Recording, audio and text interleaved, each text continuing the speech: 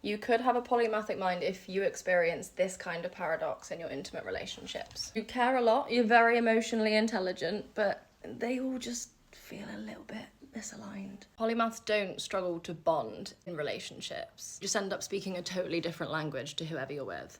Number one, there is usually a translation gap. A big one. It's not really about being unclear, it's more about constantly feeling like you're saying the right thing, but it just never really lands the way you've intended it to. You and the other person are interpreting the same moment, but very differently. So you think, what's the point in explaining myself? Or over-translating, because that's exhausting. Number two, the emotional timing mismatch. Polymaths tend to process meaning very early on. We're pretty intuitive. We can spot behavioural patterns very quickly.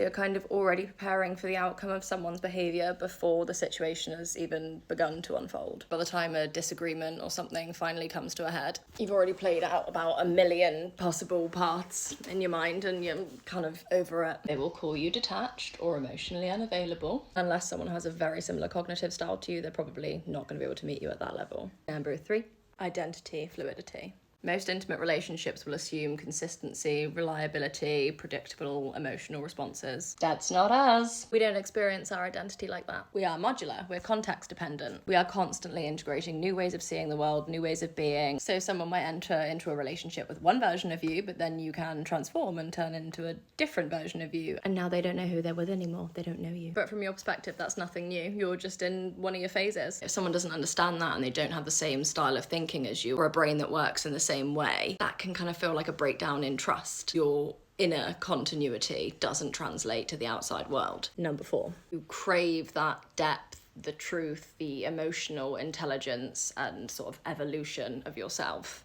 but really struggle with slow repetitive loops, slow emotional processing, and like rehashing ground that you've already been done with for quite a while. And a lot of us really like our independence. It's not that you just want to be distant from the person, but you want the closeness without like the compression, I suppose, that a lot of relationships tend to expect. It's not an easy thing to get over, but once you realise why it's difficult, I think that's kind of the starting point in getting to a place where you feel like you're able to explain yourself and you can also look for what you want in someone. It's half the struggle.